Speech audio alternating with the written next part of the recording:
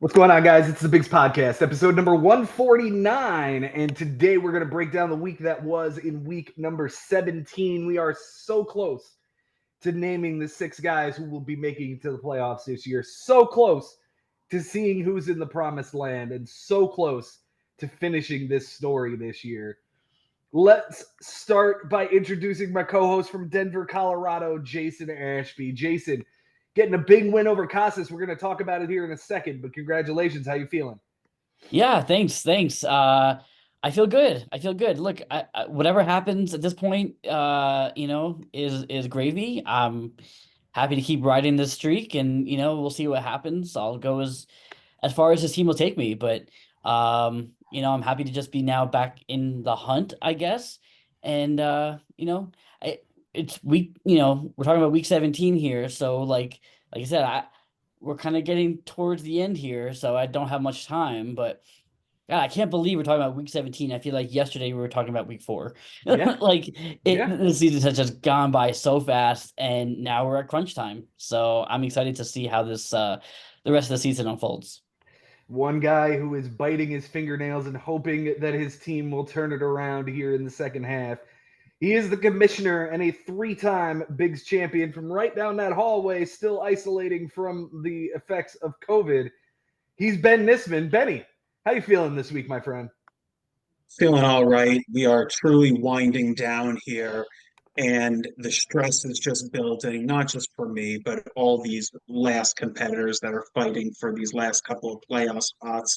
I myself am literally and figuratively sweating my ass off.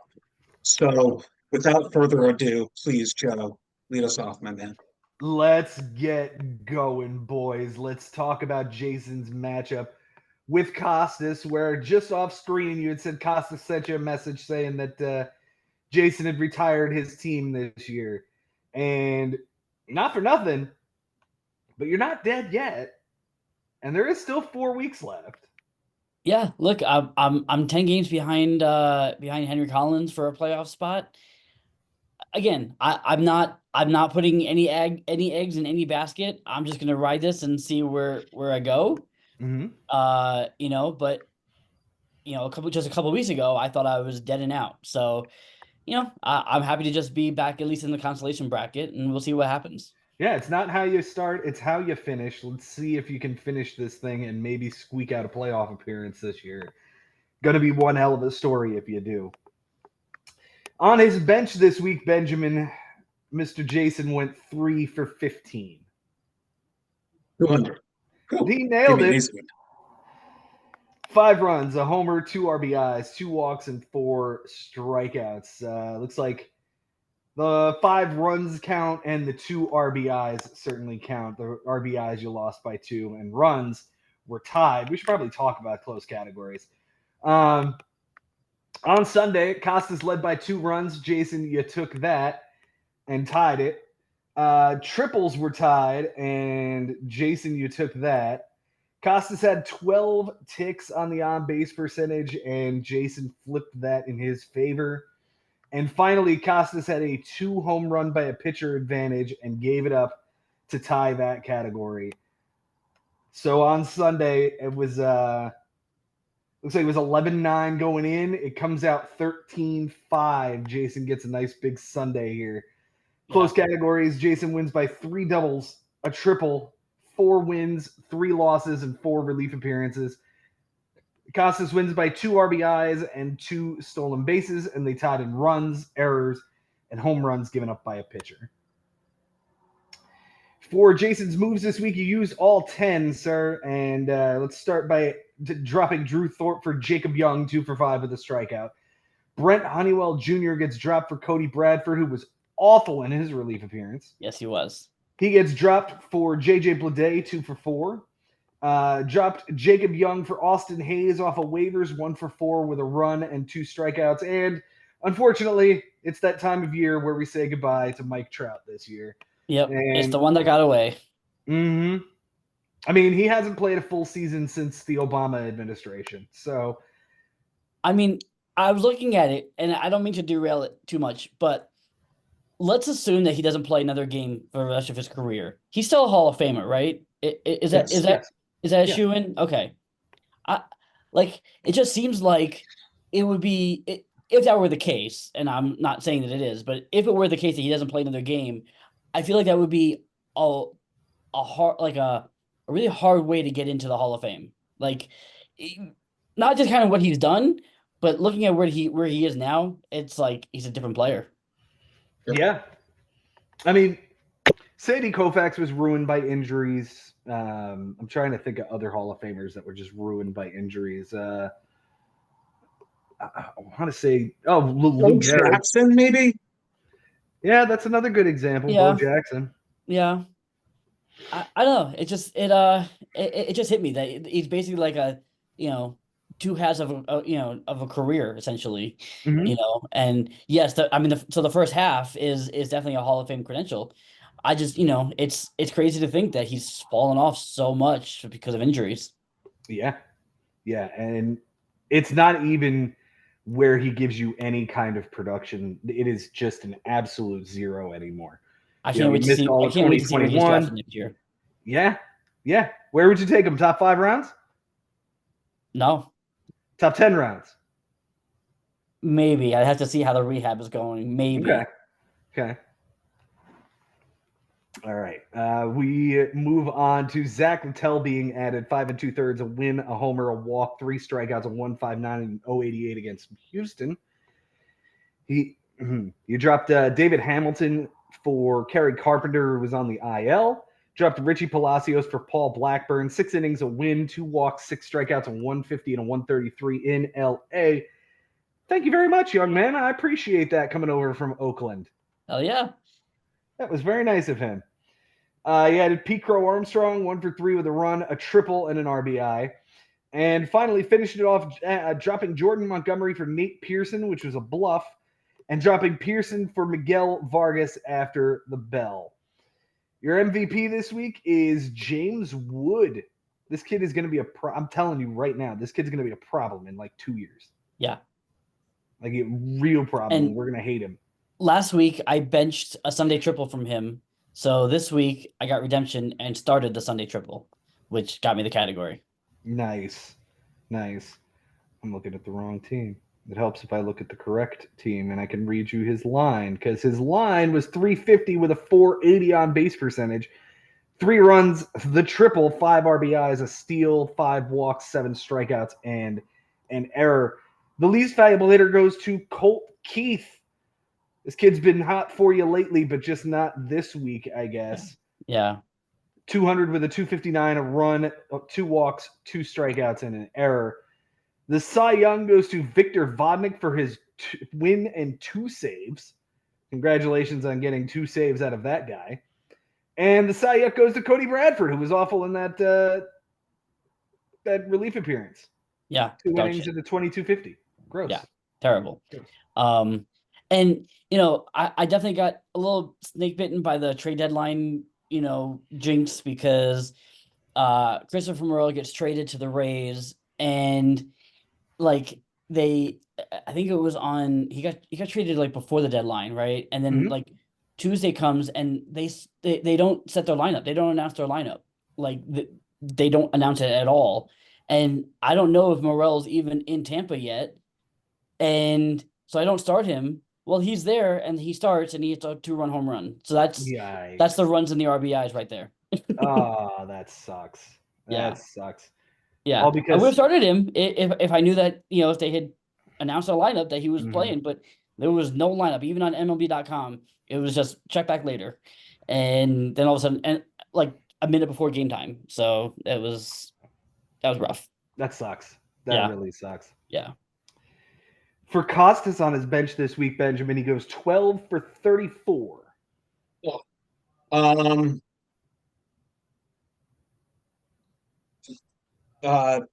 352. Oh, 353. Wow.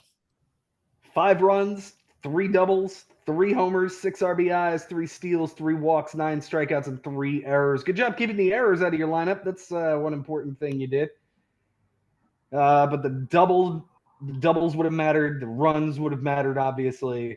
just a big day from guys like Josh Lowe on Saturday, a big day from Lamont Wade on Sunday.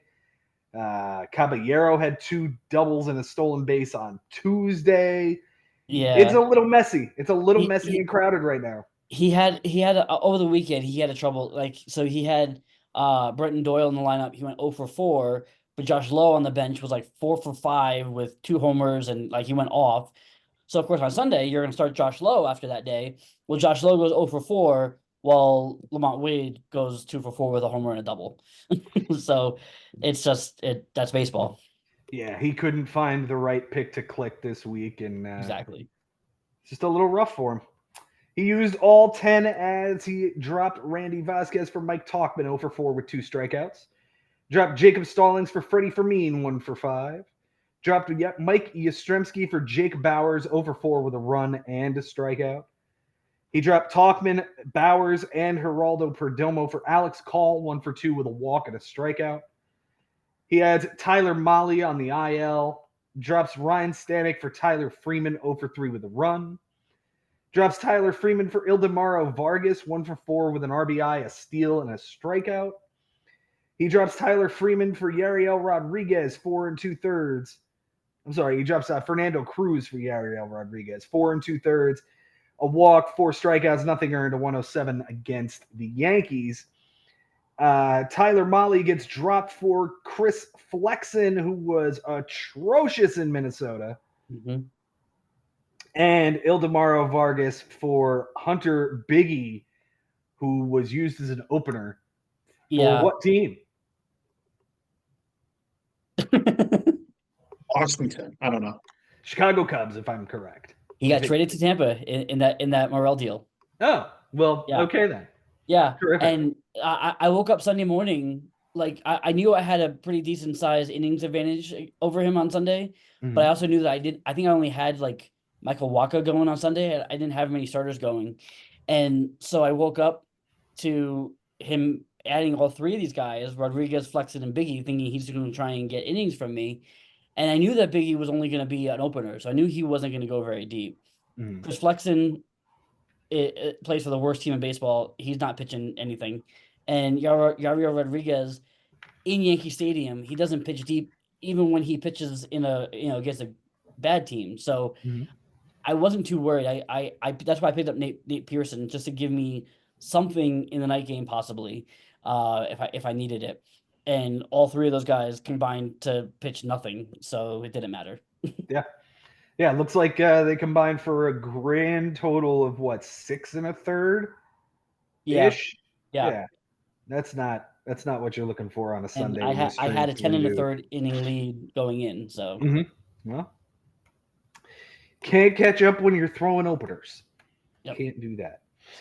Kostas' MVP this week is Ketel Marte, 370 with a 370 on base. 5 runs, 4 homers, 9 RBIs, 5 strikeouts. Least valuable hitter goes to, what's this guy's first name? Jose Caballero? Jose Caballero. Yeah. They didn't get a hit, an 071 on base percentage with 8 strikeouts. That's awesome. Yeah. And I mean, if you played him on Tuesday, it's better, but he didn't, so it's not. Seth Lugo is the Cy Young, 8 innings, a win, a walk, 3 strikeouts, a 1.13 and an 0.63. That would have been nice on my team this week, but that's a whole different matter. The Cy Young goes to Chris Flexen, who was atrocious, with a shout out to Kyle Harrison as well, who had a 14.73 ERA. Benji, what did you see here, man? And what are you thinking about this late surge that Jason's on to try to put himself in playoff contention? Felt like he had such good control of this entire matchup, and now that he's won 3 in a row, he's in a pretty decent spot here. The problem is, out of the 5 matchups, it's not ideal, and the final 2 are Joe Schubert and Mike Haber. That's where it starts to get a little bit ugly, and you only wonder, well, if Jason's players just execute over those 2 weeks, then sure. But he's got to beat Bobby first, and then he's got to get through Josh, and then it's Frank, Joe, and Mike Haber. it's not ideal. No. It really isn't. And you got to get to 500 before you can even sniff that playoff spot. So one thing at a time, you take care of Bobby, and then you go from there. But I got to give Jason a ton of credit here because he's not just winning, he's beating the crap out of teams. Adam took a thromping. Now it's Mhm. Kostas. Like, Jason's been playing really, really well. I don't know who the hero has been. Maybe it's been different guys each time, but it really feels like this team is finally coming together, maybe a little bit too late. But this is probably a group that if he rolled with early in the season, we might be talking about an over 500 team right now. Yeah, Yeah, it's been we it's been could a be lot of turnover on this talking team. a lot different. Yeah, it's been a lot of turnover, and you know, I knew that eventually it was going to gel. I just was hoping for it to be, you know, in the first half still. But again, you know, like I said, one step at a time, one matchup at a time. I can't look past, you know, the current week, and you know, again, if I make it in, great. If I don't, oh well, this is fun. You know, I'm shattering dreams. I'm just, you know, I just retired Casas. I retired Sherman before that, so you know, I'm okay. And here is Bobby staring you down, going, "Please don't hurt me.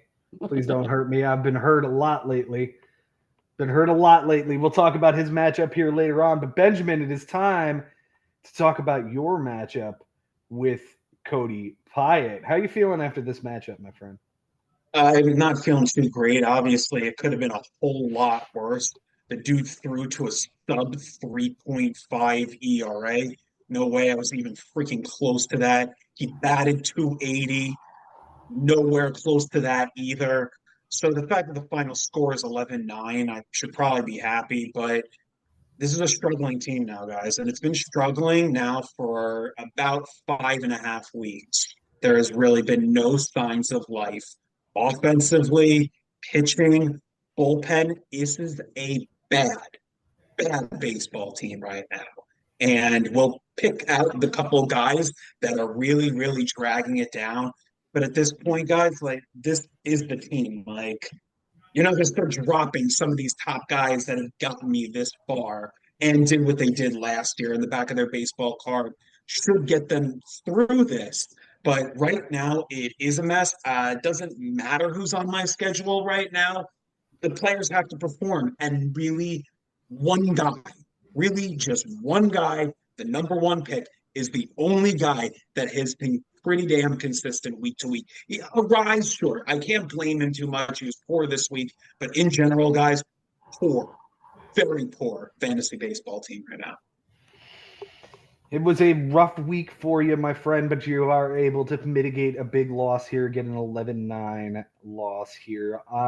For Sunday, it looks like doubles were tied, and Ben, you were able to take that. Strikeouts were tied, and Cody did that more than you, so you get that one. And strikeouts by a Strikeouts. pitcher. Yeah, strikeouts by a pitcher. Cody had a one strikeout advantage, and you turned that on its ear and made it happen. Looks like you untied doubles, strikeouts, and flipped strikeouts by a pitcher. Close categories, you win, or Cody wins by 2 wins, a loss, and 10 ticks on the whip. Ben, you win by 2 doubles, 2 steals, 2 walks, 2 strikeouts by a batter, 3 saves, and 4 strikeouts by a pitcher. You guys tied in home runs by a pitcher. For Cody on his bench this week, Benjamin, it was 18 for 51.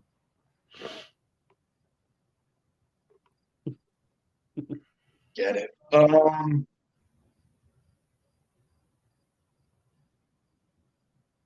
no. 321. 275. 12 runs, 6 doubles, a homer, 8 RBIs, a steal, 2 walks, 11 strikeouts, and 2 errors. The 6 doubles certainly plays. The 2 walks also plays, as he lost that category by 2. Would have had to be perfect, but it was a pretty active week on his bench. Yeah. He used 8 moves this week. He starts off by dropping John Brebbia for Jacob Webb, and then dropping Jacob Webb for Drew Thorpe, who was bad against Kansas City for 5 innings. He drops Porter Hodge for Ben Lively, who was good against Baltimore. Drew Thorpe gets dropped for Jake Berger, 2 for 3 with an RBI and a walk. Is that the only guy left on Miami now? Pretty much, yeah.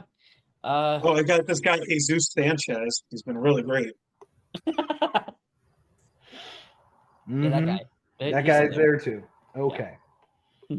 Yeah. Nico Horner gets picked up for Jake Cousins with a waiver claim, 1 for 4 with a run on the bench. I dropped Lars Nootbaar for Yariel Rodriguez, which was a waste. Dropped Yariel Rodriguez for Osvaldo Beto, which was also a waste. And then dropped Beto for Kyle Leahy, who had a relief appearance on the bench. Yeah. So I'm not entirely sure what happened in the late part of the week, but it doesn't look like he was deploying what he was picking up. Yeah. It was a lot of just adds and drops. Mm-hmm. His MVP this week goes to Gunnar Henderson. Wherever he is. There he is. I got him. Oh, okay.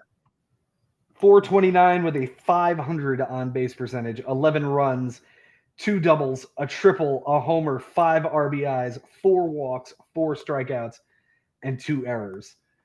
The least valuable hitter on his team this week was none other than Ha-Seong Kim. Did not record a hit, a 133 on base percentage with 2 runs, 2 walks, and 4 strikeouts. The Cy Young goes to Brian Wu. Yeah, fuck off. That was a good start against, I think it was Philly. It was 7 Philly. innings. Yeah, 7 innings, a win, 6 strikeouts, nothing earned in an 0-7-1. And the Cy Young goes to Drew Thorpe, who was awful in his 5 innings earlier this week.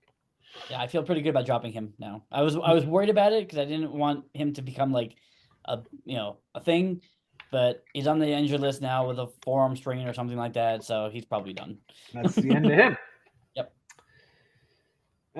For Benji on your bench this week, sir, you went 18 for 59.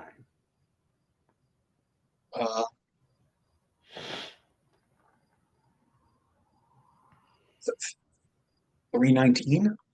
305.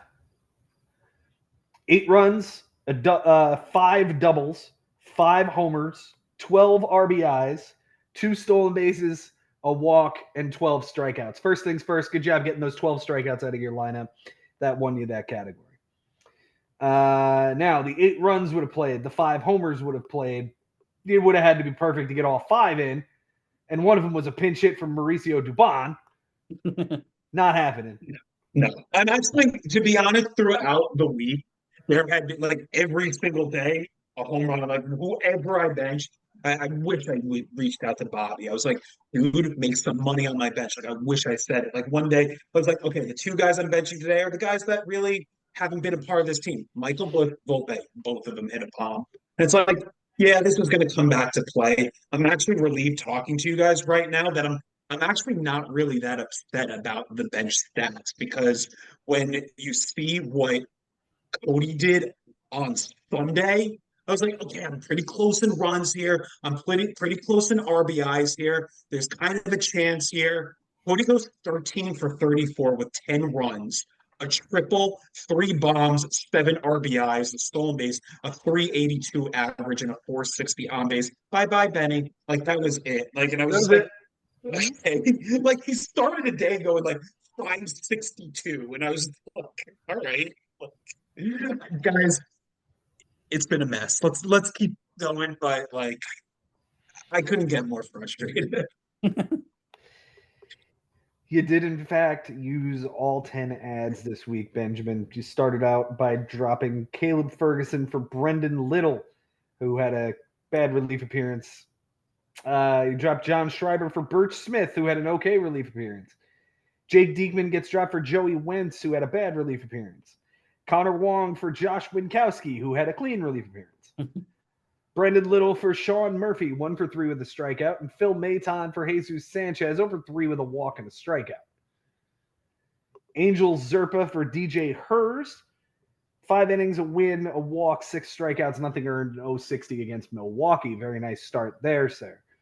And drop Josh Winkowski. Finally, on Sunday, you dropped DJ Hurst for Cal Quantrill, which was a bluff. You dropped Birch Smith for Griffin Canning, 5 innings, a win, 4 walks, 8 strikeouts, a 180 and a 140 against our Metsies. And you dropped Cal Quantrill for TJ McFarland after the bell. Your MVP this week, my friend, it is, of course, Cary Grant. It's Juan Soto. 375 with a 500 on base, 7 runs, 4 doubles, a homer, 4 RBIs, 6 walks, and 6 strikeouts. The least valuable hitter is the guy probably who Will was. Smith. Oh, okay. I mean, I'm curious what you're going to say, but to me, that's what it is. I was going to say Soler, and Jason here also has Michael Busch written. Sure. I mean, you can pick any one of them. Yeah. I'll go with Will Smith, though. Is it only because of the draft a capital? Like you 176 average, a 263, 2 runs, RBIs. I guess 2 walks, sure, but almost everybody had at least 2 walks, 6 strikeouts. Will Smith is batting something like 127 over a month. So, like, it's just him and CJ Abrams is 3 for his last 36. Yeah, Will Smith is 3 for his last 35 and 11 for his last 70. It's over the last 2 weeks and over the last month. Yeah, that's bad. Yeah. I can't grab the bat and hit for them, guys. Like, these guys should be playing better. Have you two noticed? I mean, it's not, I guess it's not as noticeable because the Mets are winning, but have the two of you noticed how bad Nimmo has been? Yeah. Oh, yeah. Oh, yeah. Okay. Since the break, he had the 3-hit game on Friday, but besides That's that, it. he's been terrible since the break. Terrible. Like these 3 guys, and Nolan Arenado has 8 home runs. You know, like he's not having a good year. He was at least a little better in this week. He had a 348 average, a 375 on base, 4 runs, a double, 3 RBIs, a walk, 3 strikeouts, and an error. This is one of his better weeks, but in general, he's been crap. Luis Arraez batted 222 with a 222 on base. I can't get really on him because he's kept things in order. He's still batting over 300, so it's kind of hard to get on him. But mainly, it's been Smith and Nimmo, even more so than Arenado. Like over the last month and a half, it's been these 2 guys. They don't do anything, and I can't drop them, but I can't bench them. How bad would it be to start benching these guys and then they start lighting up? I'd start looking stupid. Like I'd look like a bad fantasy manager. And my excuse would be, well, they've been so bad. Like, what would you do? No, you'd keep playing them because you drafted them that high. So it's just a really bad spot, man. I'm at the mercy of them just getting hot right now.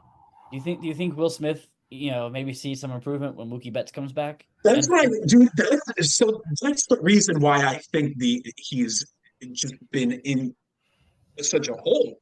Is Even just the Freeman. fact that that having that guy protecting you and you're seeing more pitches as a result. Like I was worried when Mookie Betts went down. I was like, George Smith. Like I knew it. I just didn't know it would be to this extent. Yeah. I mean, this guy's a bad baseball player right now. Let's hope for a final last 5 weeks that'll kick it in the right direction for you, Benji. Because Don't expect it. Don't expect it. Just don't expect it, though. Like at this point, bro, like it would have to be them all doing it at once, and I would need the exact stats in order to beat my opponent. Don't expect it. I think this team is going to drop. I really do. We shall see. I certainly hope not, but we will certainly see. The Cy Young this week goes to new LA Dodger Jack Flaherty. 6 innings, a win, a walk, 7 strikeouts, nothing earned, and a 1 whip. The Cy Young goes to his teammate Clayton Kershaw. 3 2/3, a loss, a homer, a walk, a 736, and a 191. No strikeouts in that start. First time in, what do they say, like some astronomically long time that he's had a start where he didn't strike somebody out. By the way, I did just get a note that Jesus Sanchez just hit a 480-foot home run. So there you go. Wow. It's some freaking miracle. One guy that's not even Yay! not even gonna be on my team tomorrow. It's not even on my team tomorrow. Tomorrow. Telling you, everybody who's listening to the show now before 3 a.m. should know tomorrow. 100%. Guys, it's not even the hitting that actually really disappoints me because I played against such a hot team this week. It's really on Sunday where we played a really, really cool cat and mouse game where I waited until the last minute to bench Griffin Canning, hoping that Beto would stay in Cody's rotation. And then the home run could happen against the Dodgers. He might take the loss. And then all of a sudden, I clean up two categories. I probably sat him like on the minute, couple of seconds in, then I looked at his team. He benches Vito immediately. Now we got to go back to my team, start him in time before the time runs out. I get him in, and then I still have a couple of minutes until I decide with Cal Quantrill. I've already benched Ryan Yarborough earlier in the day. He has a beautiful relief appearance, actually he doesn't get a strikeout, but he does get an inning. And I'm thinking, you know what? If Cal Quantrill gets lit up here by the Padres, and he doesn't even get to the innings that I need to break through, then I'll lose home runs given up, and it would have been waste. So I think that was my one time that I was just too cute, and I benched Cal Quantrill because he would be my guy that I'd be dropped. He was the only guy on my team that was droppable as my final ad for the week to set up for next week. So I was like, if I'm going to bench anyone, it's Cal Quantrill. So I set up, if I play that guy and I play Ryan Yarborough, I flip innings, I lose home runs given up. The score ends up being 11-10 instead of 11-9, which is a little bit better. I get that extra win. It's really minimal. It's probably not going to make the difference in getting in the playoffs or not, but it is the one thing that's kind of annoying that I felt like I got a little bit too cute not playing Cal Quantrill. Because let's say I do play him, I still have one ad left, and I can cut any one of them, including Yarborough, who doesn't have a game today, to try to get a reliever in the Chicago-St. Louis night game, try to get the inning there. So there was an opportunity to go and get innings pitched, and that was some disappointing management by me, but it's par for the course right now, guys. I've played pretty darn badly for 6 weeks now. It's getting tough. I don't want to take anything away from Cody. Like, he played brilliantly.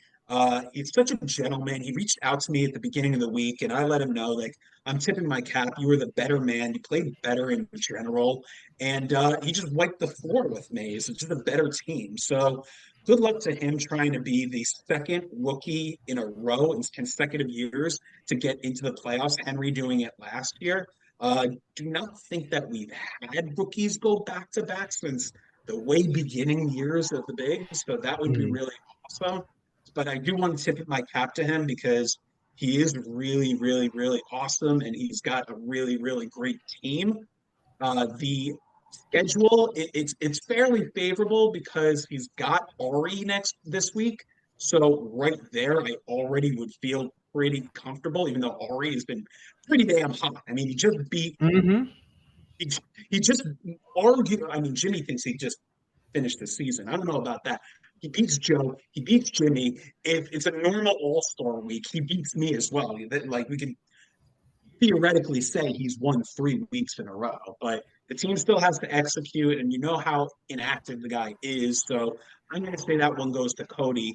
Then you got a struggling Jimmy next, Joe Schubert, Adam Lowenstein. He finishes with Jay Ferraro. It's a light schedule compared to some of these other guys going for it. I'm going to say Cody is in, though he needs to deliver here in the last 5 weeks. He's been great, whole lot better than me, and certainly deserves the spot more than me right now. Guys, I'm breaking. I'm breaking quickly. And this was going to be a really, really special one if I could get in because and I hate talking about this because I'm really trying to not single us out, Joe. And I'm sorry, Jason, but I was starting to think like that you, me, and Mike Haber are basically the big three, like Novak Djokovic, Roger Federer, and Rafael Nadal. And I'm not sure which one of us is which yet because we have a long time in our career to go, but it's been death taxes on the three of us in the playoffs for a while. And this would be 4 years in a row if I can jump in there also. So it would be special for me if I could be one of the six in a year like this where we basically have the best managers in the 16 that we've ever had in the big. So it would be a big deal to me. But if it doesn't happen, I think I can at least chalk it up to say at least I had the team that I wanted, that I Mhm. set to go to war with, and thought that this is the group that should be able to get in. So I went down with my group. And that's really the only thing I can hang my hat on right now. Yeah, you went into the draft with a plan. You executed that plan, and you are now reaping the benefits of playing that plan.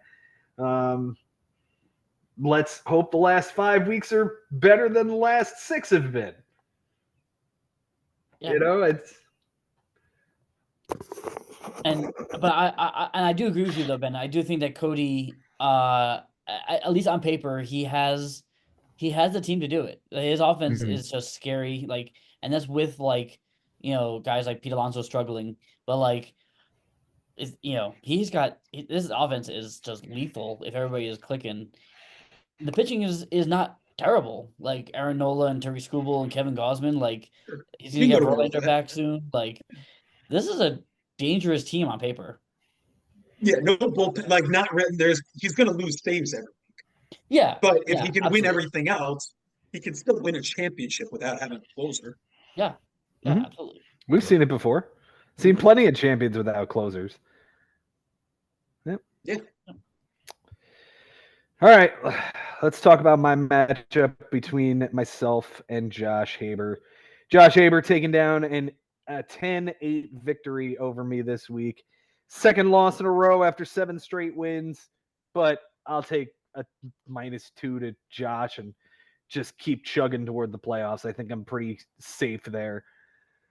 On Sunday, uh, Josh led by 2 runs, and I tied that. Josh led by a loss, and he took too many. Home runs by a pitcher were tied, and he gave up a bunch of homers. I had a 3 walk advantage and gave up 4 to lose that category. And I had a 4 tick on the whip advantage and end up losing that by 3 ticks. Damn, that's a shame. Yeah, that's rough. That's rough. Yeah. Yeah. It was 8-10 coming in. It comes out 8-10. So nothing really. Although I'll be honest, Sunday it was anywhere from like 13-4 to 9-8. It was all over the place for a long time that night. A lot of tight stats, just a lot of Yeah. really close stats. Yeah. Yep. Close categories this week. Josh wins by 3 doubles, a triple, 2 steals, 4 strikeouts, a walk by a pitcher, and 3 ticks on the whip. I win with 2 errors, 6 ticks on the on base percentage, a loss, 2 saves, 3 home runs by a pitcher, and 2 relief appearances. We tied in runs, homers, and wins. For Josh on his bench this week, Benjamin, he goes 8 for 39.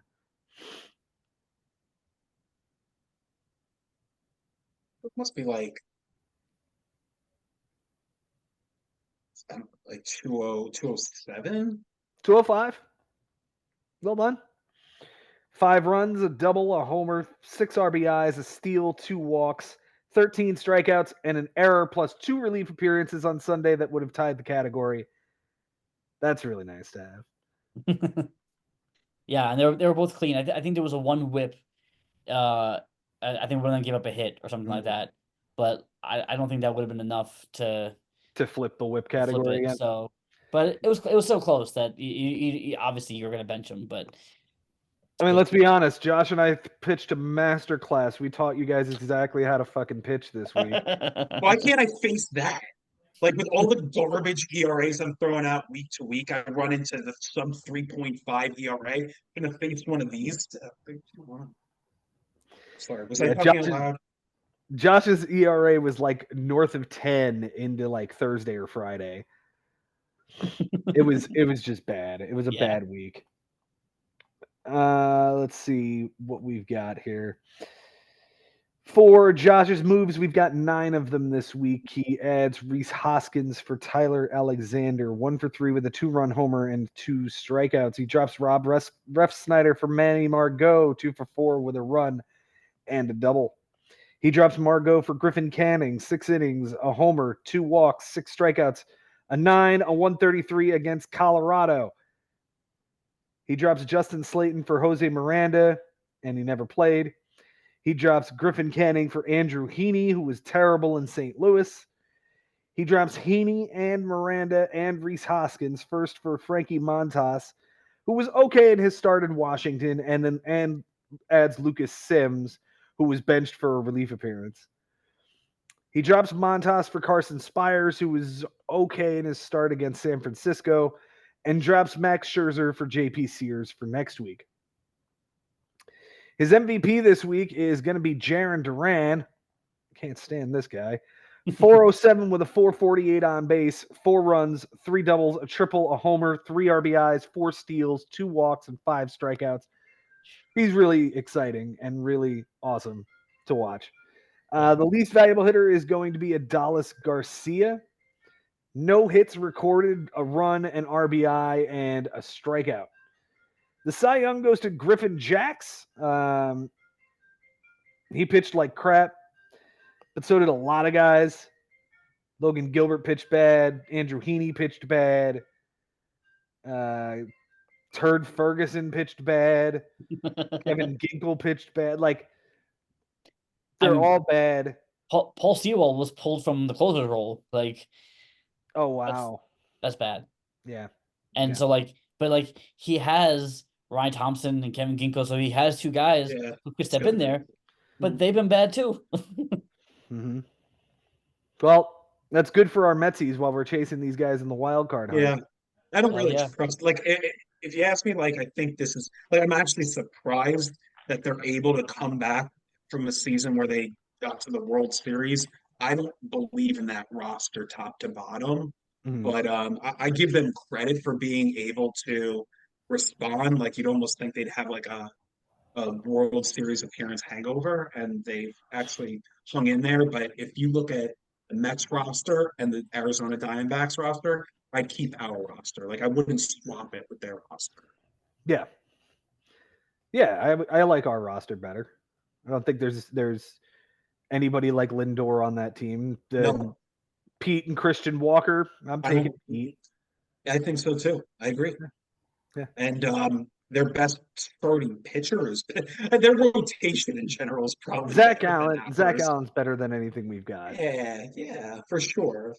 But that's I think as a group though, like and I don't really know, like, is Severino or Manaya or Quintana, one of these guys like actually like far and away better than the rest of them? Like, I don't really know who our ace is. And I think that's part of the Mets problem, is that we don't like have an established ace guy that we can hand the ball to on game 1 of a playoff game. And I'll feel like, yes, like we have a better chance because we have like a Scherzer-esque or a DeGrom-esque or a Verlander-esque. Like, one, it doesn't even have to be to that degree.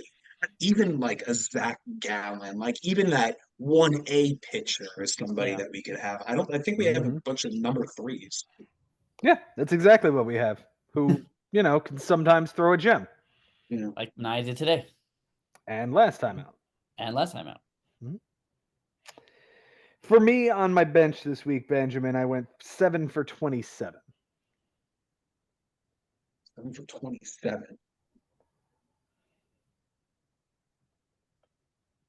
263. 259. Pretty close. Pretty close.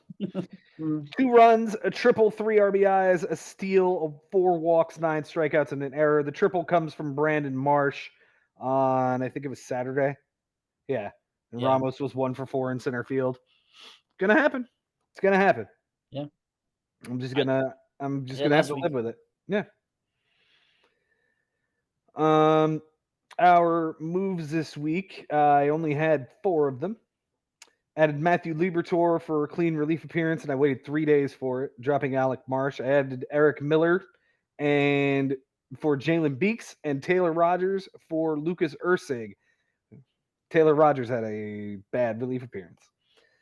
I added Mitchell Parker for Taylor Rogers, and he was good in his start against Milwaukee. The MVP goes to Manny Machado, 474 with a 524, 5 runs, 3 doubles, 3 homers, 5 RBIs, 2 walks, and a strikeout.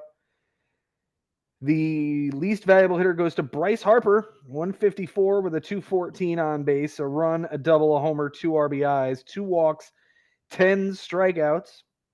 Didn't he go like he went for like a 1 for 31 stretch or something like that? Then he was just dreadful. Yeah. Yeah. He has the doldrums as the second half starts. Yep. Most of the team is going through it too. They're like 6-16 since the break or something. Yeah, they've been bad. Yeah.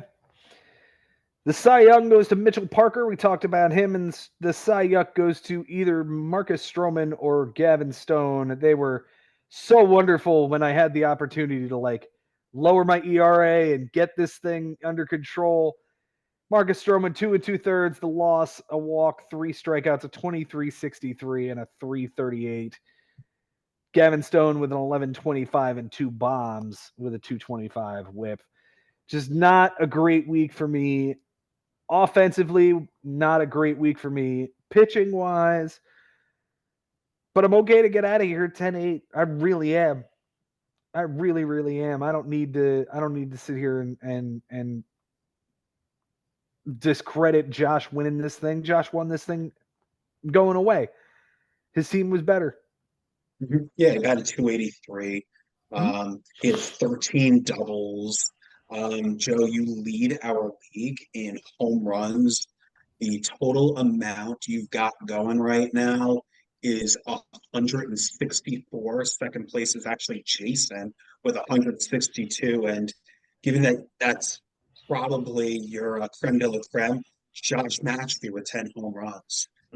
Even out RBI. This wasn't even a ton of RBIs, 20 from you. That seems a little bit low for Joe Schubert. So, I think that this was actually more of an important win for Josh than it was for you right now. For Josh to, because if this kind of goes in the other direction, all of a sudden now he's sweating getting that bye.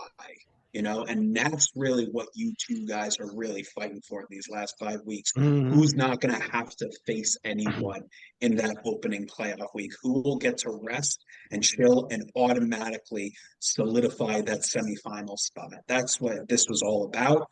I give Josh a lot of credit here, man. He's had a tough time against you. And of course, we know about the semifinals last year, how magical that was for him to pull that out against you and get to the finals against his brother. But this was an important win for him this week. I would say it was more critical for him to pull this out and avoid getting crushed than it is for you, who's been kind of sleepwalking your way through this and then ultimately going to fall your way into your 11th straight playoff appearance. I hope that you are accurate. I pretty much feel like you're accurate. I'm going to make the playoffs. I feel pretty confident about that. Would have liked to get the bye. Would have liked to put myself in that position and start to put some pressure on Josh again. Still time. But there's a lot of ground to cover up now. Even if it was just a +2, like Josh has the opportunity to overtake first place more than I have the opportunity to make a comeback on him. Right. Yeah. But I mean, you got you got Jimmy this week, and then Frank, Cody, me, and Adam. I mean, you know how you do against me, so I wouldn't worry there. Anything can happen though. Anything can happen. I could go on another nice 4-game winning streak. That would be really nice to finish out the season and get myself. But could you imagine a 7-week losing streak by Joe? And what's funny is like you could probably lose 5 in a row and still find your way into the playoffs at this point. Yeah. I'm so jealous. Just sliding through life, just about to take another playoff spot. Thank you very much. Yep. Gotta love it. Guys, let's talk about managers of the week, shall Oh, we? we're not going to do this fourth matchup with Oh, Bobby and Frank, or you want to Yeah. skip you know what? I think we should do that matchup with that? Frank and Bobby. Sounds good. That's probably a good idea. Let's do Frank and Bobby here. Let's do that one.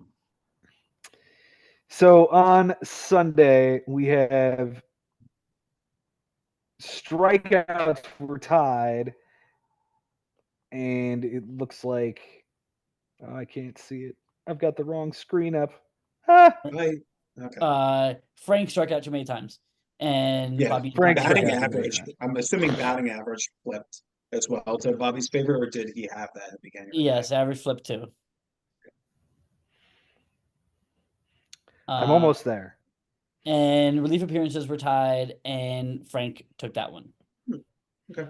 Nice. So Good job, Frank. yeah, it was 8-9 going in, 12-8 coming out. Yikes. That's a good Sunday from Bobby. That sounds like a pretty intense Sunday. Did Bobby put up a big number and demolish Frank, or was it just let's see, Frank hit a 138 with a 268, and Yeah, Bobby hit a 258 with a 343. Yeah, and it really was that final game. It was Brandon Donovan versus Mike Talkman, where Donovan couldn't get a hit and Talkman hits the bomb, and that flips batting average. It was the Sunday night matchup, Mhm. 1-on-1, and that was pretty cool that those stats were close enough. Batting average after 6 and basically 7 days, but with 2 hitters left, average flip. So that was and actually you'll a get to it, big but time. Bobby picked up Talkman on Sunday for that game. Which, Wow, yeah, amazing. Yep. So again, close categories. For Bobby, he wins by 3 walks, 3 strikeouts, a win, a save, and a home run given up by a pitcher. Frank wins by 2 runs, 2 stolen bases, an error, and 2 relief appearances. They tied in triples with nothing. Nothing. For Bobby on his bench this week, Benjamin, he goes 5 for 16.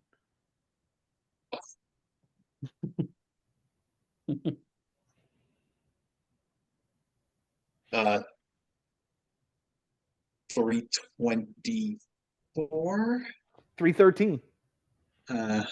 Okay. 313, 2 runs, a double, an RBI, a walk, and 3 strikeouts. The 2 runs would have played, but he'd have to be perfect to get it in. All 10 moves were used this week by Bobby. He dropped Osvaldo Bido, Austin Gomber, and Mitch Spence to get Orlando Arcia 1 for 2 with a solo home run and a walk. That must have pissed Frank off. Like you picked up the Braves shortstop and streamed a homer against him. yeah, Wow. yeah. That's joy. Yeah, that's one that's just like Frank's not really even happy about his brave guy, like a player on his actual major league team hitting a bomb. He saw that bomb and said, "Yeah, Yeah. He drops Carmen Mlodzinski. I think that's how you pronounce that dude's ridiculously long last name. Picks up Chris Bubich for a clean relief appearance. Andrew Chafin, who was benched for a bad relief appearance. TJ McFarland for a clean relief appearance. And Cabrian Hayes, 1 for 4 with a run. He drops Brock Stewart, Jordan Westberg, TJ McFarland for Randy Vasquez, 5 innings, a homer, 2 walks, 4 strikeouts, a 180 and a 1 versus Colorado. He drops Randy Vasquez for Kyle Tyler, 2 2/3, and a bad start against Atlanta. And Edward Cabrera for 5 innings, a shutout ball against Atlanta the next day. Yep. Stream them, Atlanta. He was streaming against Atlanta too, again with the pitchers against Atlanta. That's brutal. By the way, I did look it up. The game that Arcia homered in, the Braves lost. So well, there you go. Injury to insult. yeah." Finally, he finished out the week dropping Cabrian Hayes for Ryan Fernandez over a third of an inning, a home run, a 27 and a 3 in a relief appearance. And Mike Talkman, 2 for 4 with 2 runs, a double, a homer, and an RBI. The MVP this week is going to be Vlad Guerrero Jr. 536 with a 606 on base percentage, 8 runs, 7 doubles, 3 homers, 8 RBIs, 4 walks, 3 strikeouts. The least valuable hitter goes to Alex Bregman, a 160 with a 160, a double, and 3 strikeouts. The Cy Young goes to Logan Webb, wherever he is. There he is. Complete game with a win, a walk, 6 strikeouts, nothing earned in an 0.67. And the Cy Young goes to Kyle Tyler, 2 2/3, a 10-13, and a 338 gross. Gross. Yeah. Benjamin Frank has a bench again. It's 5 for 17. Oh, Shane wasn't 5 for 16 again, so it made my life easier. 5 for 17. Would that be a 308? 294. Okay, all right. Yeah. That's 5 runs, 2 homers, 4 RBIs, 2 walks, 6 strikeouts, and none of it plays. He used, it's like 9 of his moves this week. And he dropped Adrian Morey home for Cal Quantrill, 3 2/3, 2 walks, 4 strikeouts, a 17-18, and a 3 against LA in the Big A. He adds Chris Bryant 0 for 3 with an RBI and a strikeout. Drops Ryan Jeffers for Jacob Barnes, who was horrible in his relief appearance. He drops Cal Quantrill and Chris Bryant, and then drops Jacob Barnes for Jason Foley, clean relief appearance. Drops Joe Mantiply for Hans Kraus, clean relief appearance, but he took the loss because it was an extra innings. Uh-huh. And Taylor Saucedo gets dropped for Jose Alvarado, an inning, a homer, a strikeout, and a relief appearance. He drops Masataka Yoshida and Byron Buxton for Mitch Spence, 5 2/3, a loss, 3 walks, 6 strikeouts, a 318, and a 141 against the Dodgers. Drops Mitch Spence for Austin Adams on an inning, a walk, a strikeout, nothing earned in a relief appearance. And Hans Kraus for Porter Hodge, a clean relief appearance. His MVP this week is going to Vinny Pasquantino. Hopefully that guy's got a job when Kostas comes back. 344 with a 364 on base percentage, 5 runs, a double, 4 homers, 12 RBIs, a steal, a walk, 3 strikeouts. The least valuable hitter, hey, it's Ryan McMahon again. 111 with a 292 on base percentage, 3 runs, a double, a homer, 4 RBIs, 4 walks, and 5 strikeouts. Is he like really having a breakout year? McMahon? Yeah. No. No, he's not. No. 16 I wouldn't homers. say I wouldn't say. Yeah. He's doing about what was expected of him, maybe a little better. Yeah. Yeah. Okay. But like I don't think he's doing what the Rockies would have hoped for. Right. Well, the Rockies gave him third base after they shipped Arenado off, so He's done nothing to keep it. Right. Shohei Ohtani had a weird line here too. 143 with a 250, 3 runs, a homer, 3 RBIs, 4 steals, 3 walks, and 7 strikeouts. Yeah, like he did a lot, but he didn't hit it all. The Cy Young goes to Charlie Morton. One of the only players left that's older than me in Major League Baseball. It's him and Verlander. Him and Verlander are the only 2 left. 6 innings, a win, 2 walks, 6 strikeouts, nothing earned in a 117. The Cy Young goes to probably half a dozen guys. Simeon Woods Richardson had an 11 ERA over 2 starts. Tanner Houck was bad. Tyler Rogers was bad. Taylor Saucedo was bad. There were a lot of bullpen pieces. Quantrill, yeah, it was not a good pitching week at all for Frank. Not a good week for Frank. Not a good week at all. Well, Bobby is still in this fight right now, Benjamin. Yeah, for sure. He's got a couple of names on this schedule. What is it looking like as we close out this? Well, we said it is one of the toughest schedules, if not the toughest schedule down the stretch. He did take care of closing out that ugly 3-week losing streak he had. He had lost 15-5, 14-6, and 15-5. So three really, really rough lopsided scores. But he responds with a 12-8 here. So that's helpful. Jason next, Mike Haber, Ryan Lebo, Henry Collins, which might be the biggest match of the season. They might be like neck and neck at that point, going for that final spot. And if not, it's me and Bobby in week 22. So definitely a lot of excitement down the stretch. There's going to be a lot of competitive matchups, and it's going to be a close finish. That I know. Bobby can do this. Like he absolutely can do this. He's been in this league since 2018, so it's the seventh season.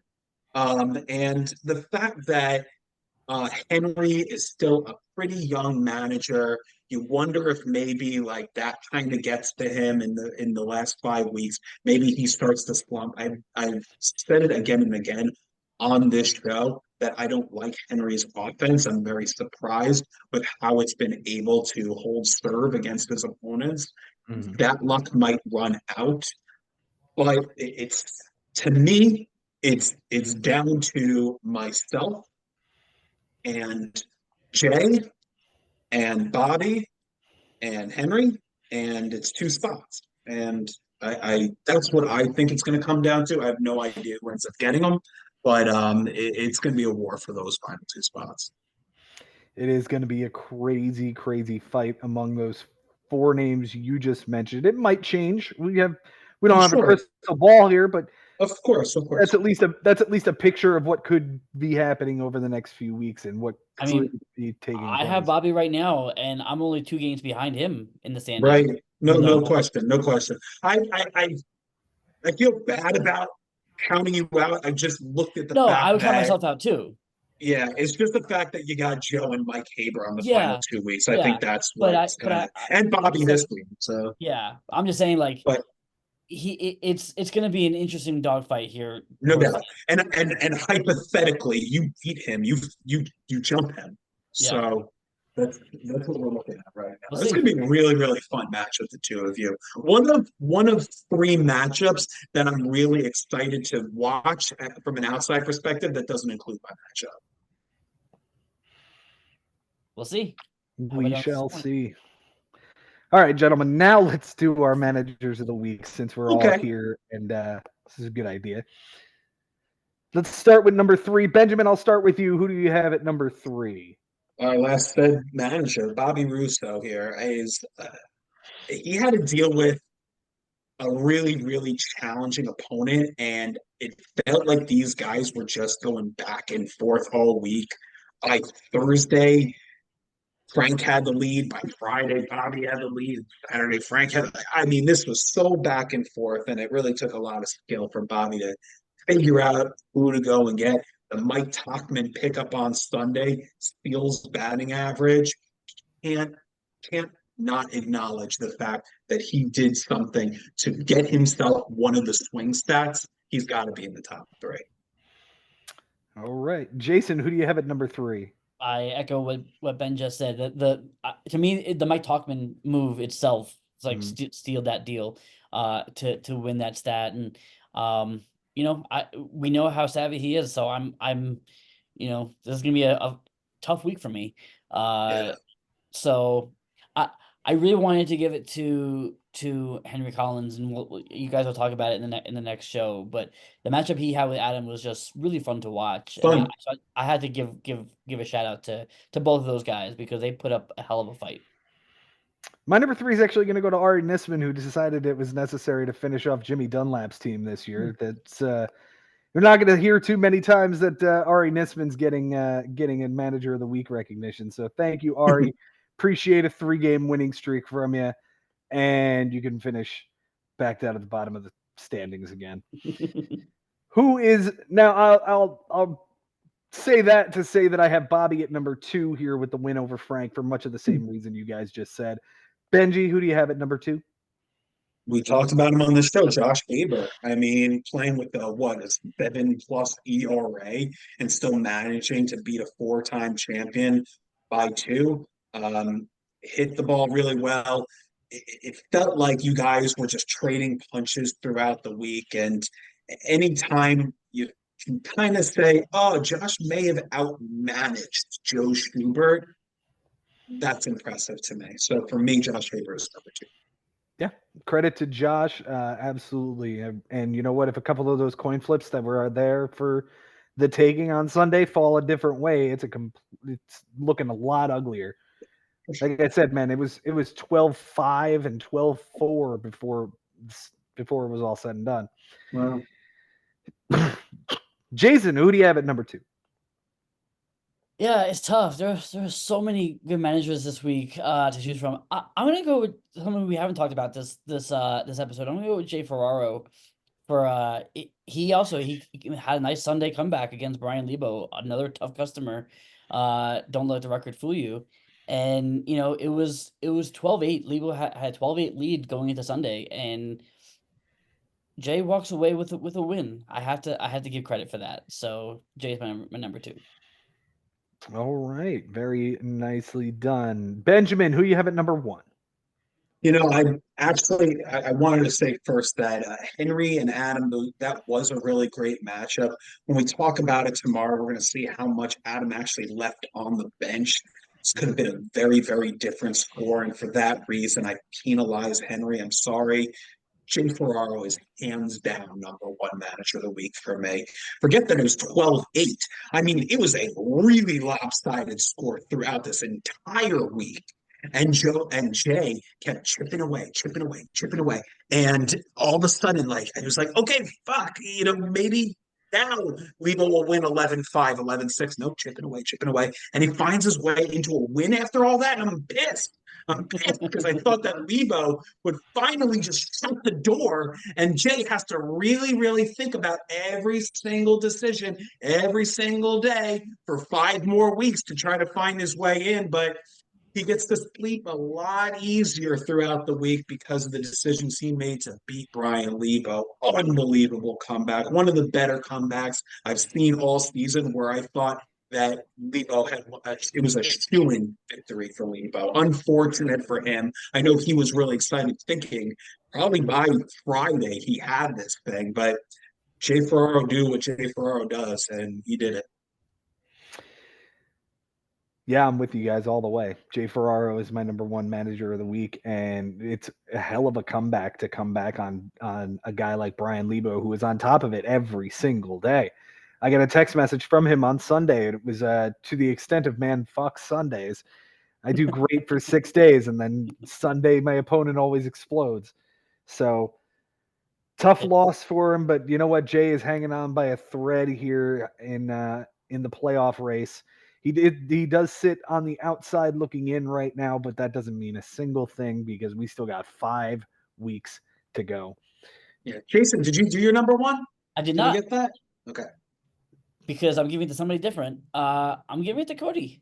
Look, he came back. You know, Ben, you took him down earlier in the season, and he came back and took you down. And I think that win at least legitimizes his place in this league, if nothing else. When you're taking down someone like Ben Nisman, thank you. the way that, and especially the way that he did it with all the kind of like you said, the chess match that you guys had, Yeah, to come away with an 11-9 win against you, I have to give my hat off to Cody. Mm-hmm. yeah, and he did it. He did it with as such a consummate professional the entire time, and yeah, just outplayed me in every single way. It's a good call here. I'm at a point right now, guys, where I need a lot of help. And one thing that's going to happen, I'm going to talk about it more tomorrow, is that Henry is one of my first best friends ever. And Jay Ferraro is also one of my best friends. And basically, what I need this week is for one of my best friends to kick the ever loving shit out of my other best friend, whichever one it is. So please, God, one of you guys just don't go to like an 11-9 or something. You know what I mean?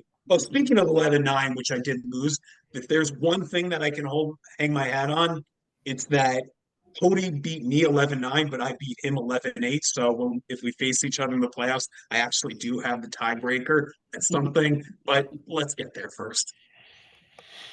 Guys, thank you both so much for being here. Jason, thank you so much, man. Absolutely. Guys, I can't believe that we're winding down here. And it's gonna be, again, one of the more exciting finishes that we've seen, just because of how many teams, how competitive this league is this year.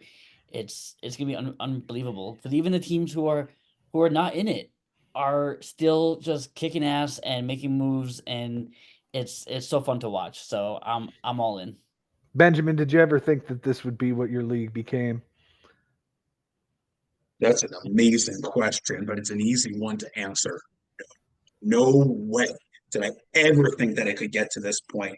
Because through the years, there were so many guys who were like, this league is dumb, and honestly, it took a lot for me to learn how to be a commissioner. There was a lot of just set it up and, let it play out, where everyone had unlimited ads. It was the wild, wild west. There was so much tinkering that had to do year to year to get it to this point. But even by 2019, where Joe Schubert begins this podcast, even then I didn't think it would get to this point. It wasn't at that level yet. Here we are in 2024, 6 years later, and it's pretty damn magical.